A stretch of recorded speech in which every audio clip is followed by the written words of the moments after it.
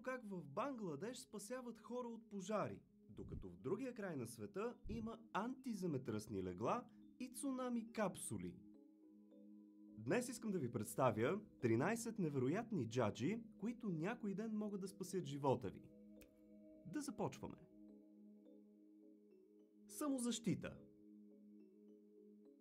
Освен ако не сте някой висш кунг-фу мастър или UFC шампион, е добре да имате в себе си нещо за самозащита, в случай, че бъдете нападнат на улицата. Най-ефективното и продавано средство за тази цел е лютивият спрей. Ето ви обаче следващото ниво. Това е Defender-ът. Smart Loot спрей, който не само ще неутрализира противника, но ще го снима със светкавица преди пръскане, ще го качи автоматично в сайт и ще го изпрати на полицията, заедно с GPS координати на престъплението. Направо вече не мога да повярвам, че има и Smart Loot спрей, който се връзва към телефона ви. Най-интересното е, че химикалът, който пръска, временно ще ослепи недоброжелателят и така той няма да може да избяга. За сега е само прототип, но ще е готино да може да се купува. Отвличане. По едно време в България бяха зачестили отвличанията и ако си спомняте, бате Бойко организира операция Наглите и вдигна много шум. Сега ще ви представя едно устройство за бягства, в случай, че времената на отвличанията се завърнат. Това е конец за чистене на зъби. Поне привидно. След като изтеглите първите 30 см, се появява кевлар жица, която може да пререже почти всичко, като например въже или пък свинска опашка, ако са ви вързали с такава. Скрити в кутийката ще намерите още неща. Универсално ключе за белезници, пластмасово заради металдетекторите. Но и това не е всичко. Вътре има още диамантена жица, с която може да прережете дори катинар. Сега единствено ще трябва да обясните на похитителите си, защо по дяволите си носите конец за зъби така в джоба. Airbag за мотористи. Смъртността при катастрофи с мотор е около 50 пъти по-висока, отколкото при тази с автомобилните инциденти. През годините сме виждали какви ли не устройства за защита на мотористите, но никой от тях не се налага, предимно заради обемите и комфорта. Французите обаче твърдят, че са го измислили и е достатъчно компактно. Това е Helit Airbag, който се надува за 0,09 секунди и обгръща гръбнака на мотористите, като стабилизира врата. Костенурката, както още я наричат, е твърда и може да се използва многократно, стига да зареждате флакончето с газта. Незнайно защо обаче, това изобретение не е особено популярно и мотористите си карат без него. Има едно изобретение наречено Affiliate Link и може да подкрепите канала ми, ако го използвате за Озон. Просто преди всяка покупка оттам, изпишете в браузъра си ozon.bg/clash или още сега го цъкнете от описанието. Наистина на вас не ви коства нищо, но така помагате изключително много, за което благодаря. Иначе промокода за Ardess си остава The Clashers. Срещу акули. Акулите са съществували на Земята преди дърветата да се появят и през тези милиони години на еволюция са станали супер успешни хищници. Те са развили чувствителни сензори за електрическо и магнитно поле и обикновено са първите хищници, които пристигат, когато има плискане или пък малка кървяща рана. В случай, че са озовете измежду акули, вече има гривна, която да ви предпази от нападение. Наречена е Shark Bands. В радиус от около 2 метра излъчва силни импулси, които объркват сензорите на акулата и тя побягва надалеч. Разбира се, в Черно море няма да ни трябва, но ако ще ходите на почивка към някоя по-екзотична дестинация, може да свърши работа. Продуктът е тестван от производителя с манекен и апетитна примамка за гладни акули и за сега се справя добре. Не докосват плячката. Разкачащ се фюзелаж. Самолетите се считат за най-безопасния транспорт, но въпреки това стават фалове и рядко има оживели след самолетна катастрофа. Затова на един украинец му идва гениална идея Той направил дизайн на самолет, при който целият фюзелаж се закача към тялото на самолет майка и ако настъпи проблем във въздуха, може да бъде освободен. Сигурно сега се питате, добре де, ама какво му е предимството? Ами фюзелажът разполага с парашути и системи за плавно докосване на земята и реално той, без криле и двигател, е по-лек. За момента тази технология има патент, но не се прилага заради много фактори и реално никога не е минавала истински тест. Иначе наистина като идея е много интересна. Гасяща топка. Домашните пожари всяка година взимат хиляди жертви по света и съм сигурен, че много малко от вас имат пожарогасители вкъщи. Колкото по-голям става пламъкът, толкова по-труден е за гасене. Но ето, че тайландци изкачат с много интересно предложение. Това е гасяща топка. Тя е облечена в сигнална пластмаса, като в нея има експлозив, който се детонира и разпръсква прах за гасене, като този за пожари. Така, ако стане напечено, може да хвърлите топката в пожара, без да го доближавате, тя си засича температурата и гърми. Разработчиците казват, че може да изгаси пожар в рамките на 20 квадратни метра, което не е малко. Може да поставите топките в зони с висок риск от пожар, като над печката например, или до завесите с контакта, и така да се предпазите и да сте една идея по-спокойни.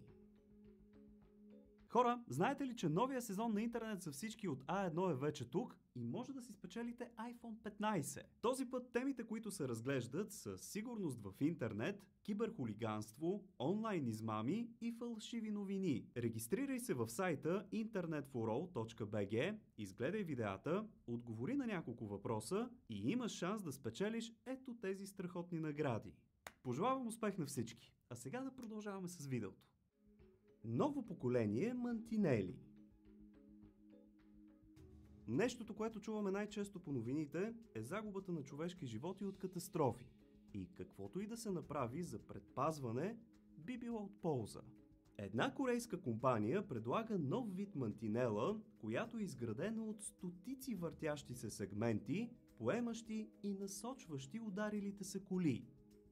Преди обаче да сте се запитали, хубаво да е, ама каква е ползата, вижте тези кадри. При удар с обикновена мантинела има вероятност автомобила да се обърне и да влезе в насрещното движение, докато при тези той остава в права линия и дори може да се възвърне контролът върху него. Това, скъпи приятели, вече не е само концепция. Стотици пътища в Южна Корея са снабдени с тази система. Правят се постоянни тестове в реални ситуации и то с тежкотоварни превозни средства от различни ъгли. Дори имаме видео от камера за наблюдение.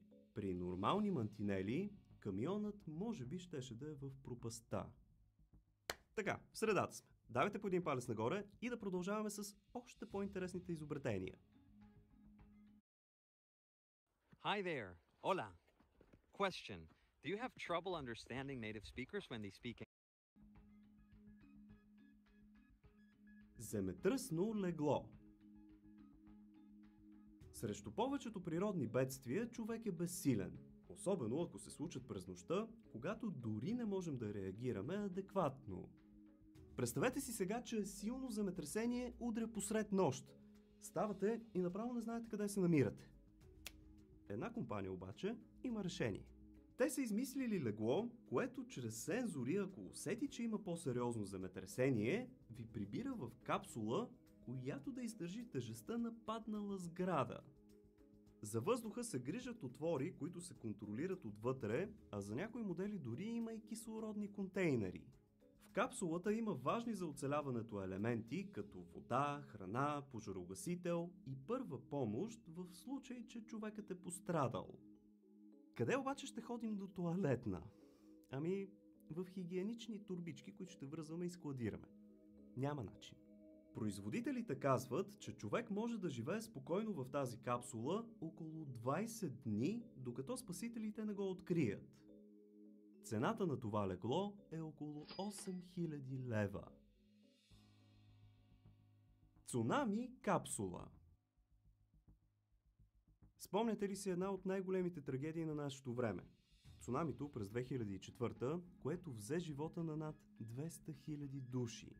Мащабните 20-метрови вълни пометоха всичко по пътя си без предупреждение и беше наистина страховито. Със сигурност няма да можем да спрем следващо цунами, но може ли технологията да ни помогне да оцелеем? Запознайте се с цунами капсулата. Вътре са налични места за 2 човека, като има планове да се направят и по-големи. Седалките са оборудвани с колани и през средата минава пилон, за който да се държите. Ако си лежите на плажа и случайно завият сирените за цунами, тичате до капсулата, влизате вътре и се приготвяте за сблъсък. Направени са така, че да плават с главата нагоре, облечени са в огнеупорен материал в случай на пожар и имат тон колони да си слушате музика, докато не ви спасят. Не знам дали ще имате време да се качите в капсулата в случай на цунами, но са я тествали във водопад и няма никакви проблеми. Така да си знаете. Помощ за удавници. Всяка година около 30 човека се давят в Черно море, а глобално повече от 200 000 души намират смъртта си по този начин. Именно за това много компании насочват усилията си към изобретяването на всякакъв тип джаджи, които могат да предотвратят такъв тип смърт. Едно от тях е базука, която изстрелва пояс. Така ще се помогне на човека в беда, докато дойде помощ, ако разбира се стрелецът е точен. Базуката може да метне пояса на около 160 метра. Изобретението е на 24 годишен австралиец, но вижте какво правят корейците. Те са измайсторили специална огърлица, която се надува около врата с едно дръпване. Идеята е, че много професионални пловци се давят, защото се изправят срещу непредвидени обстоятелства, като схващане или силни течения. Дори в безсъзнание, огърлицата държи главата над водата. Има си и свирка за привличане на вниманието и реално може да спаси живот. Но ако не искате нещо около врата си докато плувате, то следващото предложение е за вас. То се нарича Rest Tube и се връзва около кръста, като с едно дръпване се надува възглавница, за която може да се хванете и почивате. Според мен това е дори по-удобен вариант. Ако искате постоянно да научавате такива интересни неща или факти, то може да се абонирате за канала или да си вземете някои от книгите ми. Тук в серията Топ Мистериите съм заложил някои наистина много интересни загадки, а ето в тази книга ще откриете 50 невероятни места в България.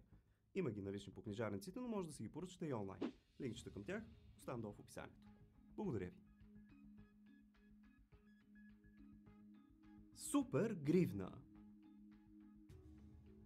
Това на вашите екрани е специална еластична гривна, която може да ви спаси живота.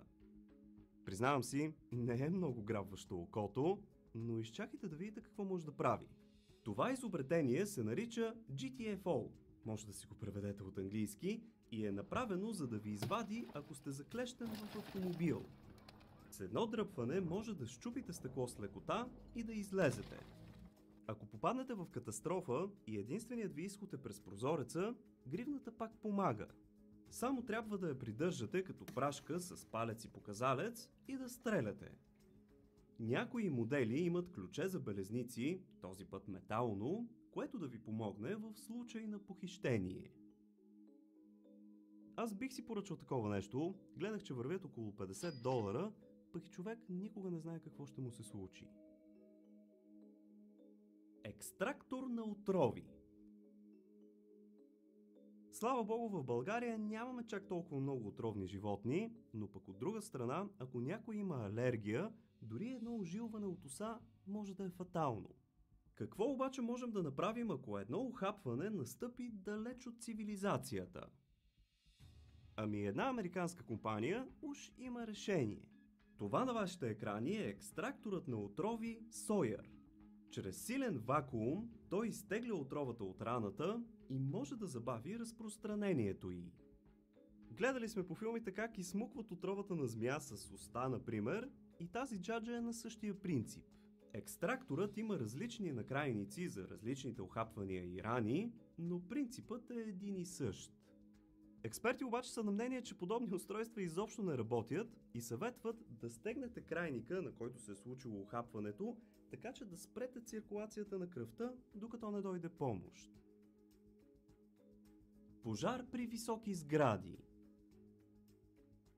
Когато има пожар в висока сграда, обитателите често са заклещени в капан на по-горните етажи и това е голям проблем за пожарникарите.